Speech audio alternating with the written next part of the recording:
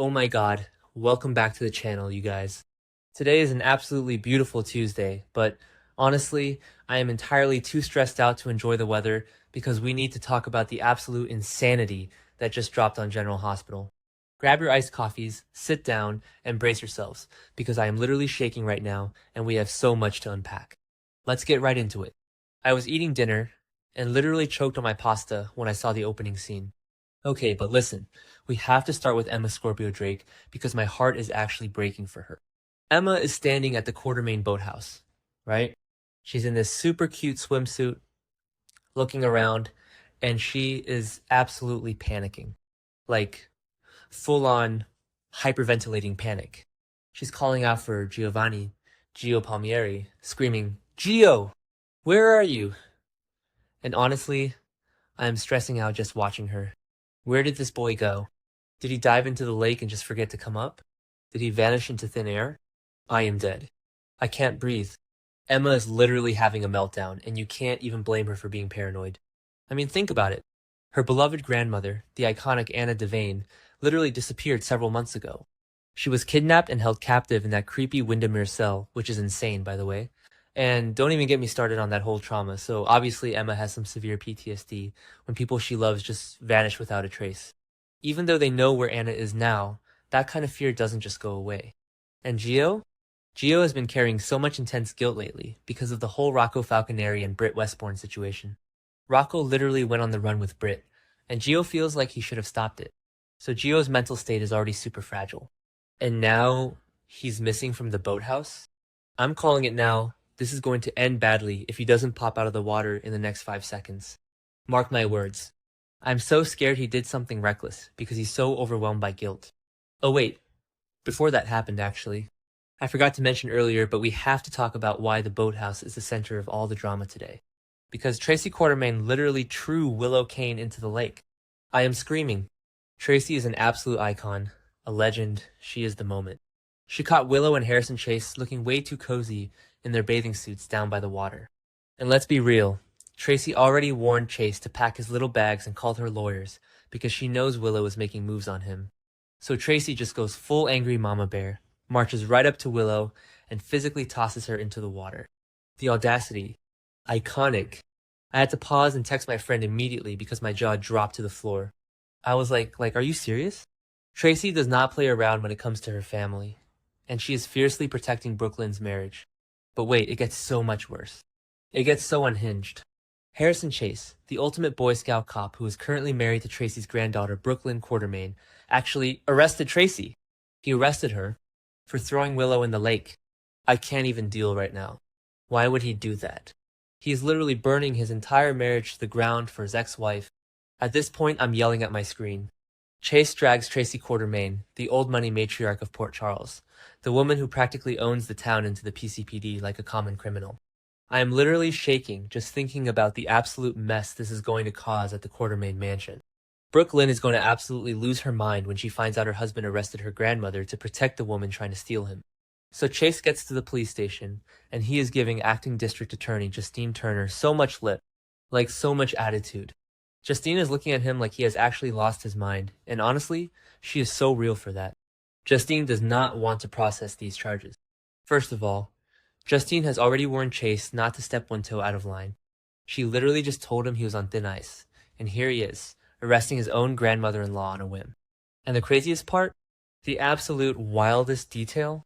Willow didn't even file a complaint. Chase just went rogue and arrested Tracy on his own authority. How is this legally binding? If Willow didn't press charges, Chase is standing on the shakiest legal ground ever. He would have been so much better off if he just let Willow file the report and he testified as a witness. But no, Chase has to play the ultimate white knight. I'm done. I am so done with him. But wait, it gets crazier. Chase actually has the nerve to accuse ADA Justine Turner of having a personal bias against Willow. He literally looks his boss in the eye and tells her she needs to check her bias. I am dead. I have passed away. The absolute unmitigated gall of this man. Justine is already highly skeptical of Willow's side of the story because, duh, Willow is acting super shady and everyone knows she's after Chase and Chase just goes off on her. I swear, Chase is so blind when it comes to Willow. He doesn't even know she's been drugging Drew Kane with paralytics and hiding all these massive crimes with Jen Sidwell. Wait, did I already say that? Whatever. Anyway, Chase is defending Willow like she's a saint, and Justine is just standing there probably plotting his immediate firing. And considering Justine is secretly having an affair with Sonny Corinthos, she is not someone to be messed with. Okay, where was I? Right, so back at the Quartermain mansion. Let's talk about Willow. She is standing in the Quartermain kitchen, completely soaking wet from the lake, dripping water all over their expensive floors. And who is she talking to? Michael Corinthos, her ex, the literal puppet master of this entire disaster. I am screaming because Michael is standing there playing the concerned friend, acting all innocent. He asks her, "Are you sure you're really the right person to go up against Tracy? I literally cannot handle the manipulation." Michael is the one who orchestrated this entire cheating trap. He set up the boathouse meeting. He wanted Tracy to catch them. And now he's standing there pretending to care about Willow's safety. Michael knows Tracy.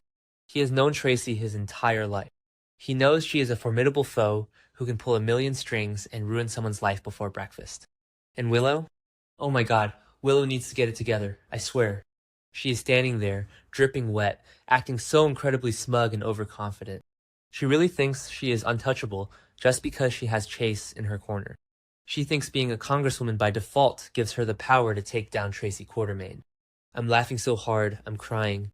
Tracy is old money. Tracy is the matriarch. What is Willow going to do? Take out a restraining order to make Tracy stay away from her?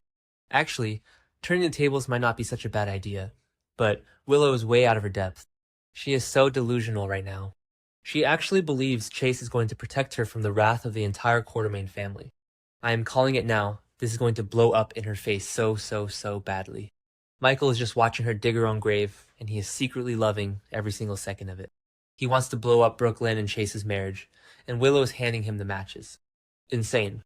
Okay, but I'm getting distracted.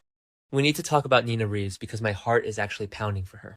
Nina is at the hospital or wherever, and she is cornering Nathan West, who we all know is actually Cassius, the evil twin. Honestly, the twin storylines on this show are so dramatic, but I live for them. Anyway, Nina is super worried about her aunt, Liesel Obrecht. She has questions, and she is not backing down. She asks Cassius, thinking he's her sweet cousin Nathan, when was the last time he heard from his mother? Because Liesel just got back into town after Britt sent her to that medical conference to keep her safe, and now she's MIA again. And I'm just sitting here biting my nails because Cassius is sweating. He knows exactly where Liesel is. I'm literally yelling at my TV because Cassius knows that Liesel was ambushed in her car by Ross Cullum, chloroformed, and thrown into a sub-basement cell at Windermere to be Jocelyn Jax's new hostage roommate. Like, he knows this. He is literally part of the operation with Jen Sidwell. But he has to stand there and look Nina in the eye and lie to her face. How is he going to answer? Is he going to concoct some wild cover story on the spur of the moment? Is he going to say he just talked to her yesterday? Nina is so smart. If he doesn't say exactly the right thing, she is going to be suspicious instantly. And Nina is already on edge because of the whole Jack Brennan situation at Turning Woods. She is going to sniff out his lies, I just know it. Cassius is completely trapped. He is keeping Nina in the dark while her aunt is literally locked in the dungeon, being forced to finish Cesar Faison's cold fusion project. The stakes are so high I can't even breathe. And don't even get me started on what is actually happening in that cell. Jocelyn and Liesel are trapped together, and Jocelyn is actually stepping up as a strategist. She told Liesel that their only power right now is to stall. They have to intentionally drag out the completion of that cold fusion prototype to buy themselves time.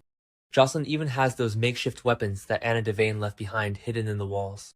It is so intense. I am constantly terrified that Ross Cullum is going to walk in and catch them plotting. Cullum is a literal monster who already killed Marco Rios, and he wouldn't hesitate to hurt them. So Cassius lying to Nina is literally a matter of life and death for Liesel and Jocelyn. If Nina finds out the truth, she might do something reckless and get them all killed.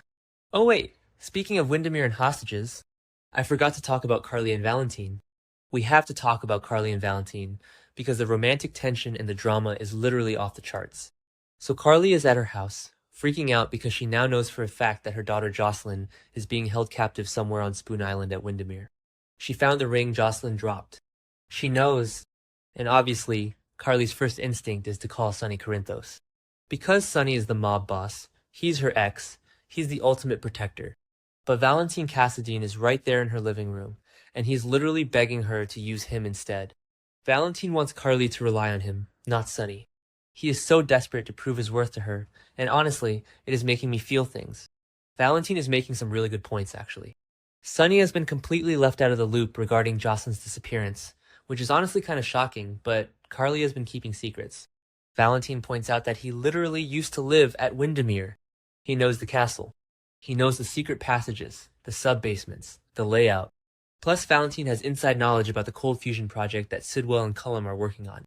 He is absolutely a better choice for a stealth rescue mission than Sunny, who would probably just storm the island with guns blazing and get someone killed. But Valentine is also a fugitive. If he goes to Windermere, he risks getting caught and sent back to Steinmauer prison. But he doesn't care. He loves Carly so much, he is willing to risk it all to save Jocelyn. And remember, Jack Brennan just told Valentine that he needs to contact this WSB operative named Z for assistance, but Valentine refused because he doesn't want to go back to prison. Now Carly is pushing him to do it, and Valentine is feeling the pressure. I am literally swooning but also terrified. Will Valentine be able to convince Carly that he's the right choice to lead this rescue? Carly is a force to be reckoned with, and she will do whatever it takes. But Valentine pushing Sunny out of the picture is such a massive power move. He wants to be Carly's hero. But with Ross Cullum patrolling that island, and Sidwell on the loose, and Cassius playing double agent, this rescue mission is going to be a bloodbath. I'm calling it now. Someone is going to get shot. I am so emotionally invested in these people it's actually unhealthy. I need to go lie down. But seriously, the drama today was top tier. I can't wait for tomorrow.